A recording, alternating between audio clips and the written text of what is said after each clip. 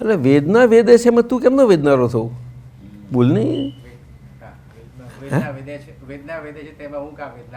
તારે એને જાણવાની જગ્યાએ તું વેદનારો થઈ જવું છું.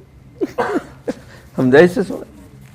તારે જાણવાનું છે કે હા વેદના આવી અને સ્વાતિને જાણવાની આપણે, એ તો આપણો સ્વભાવ છે. પણ એ જાણવાનું અઘરું પડે છે. ખાલી જોઈએ તો ખરા આવી શ્વેતા એટલે આપણે એને કહી દઈએ ખરા. અંદર મૂળમાં આપણી અંદરની ભાષા બહુ મોટી છે. અંદરની આવું બોલવું, કારણ કે પેલું વેદના આવતી ને વેદના આપનારો હોય તે વખતે મોઢેથી બોલાય નહીં ને આપણાથી, વેદના ડબલ થઈ જાય પછી. ના કરતો જોરથી કરે અંદર ખાનેથી, પછી એ થઈ જાય. અને હવે તો મેં કહ્યું એવું જરા કળા કરી નાખ્યું થોડી, અને અંદર જઈને જરા સમજી લેવાનું, જા વેતી જો તું જા બહાર જઈને જરા નીકળી જા. એ અહીંયા રહેવા ટકવા આવી નથી. શું કહ્યું? જે આવે એને જવું જ પડે. શું કહ્યું?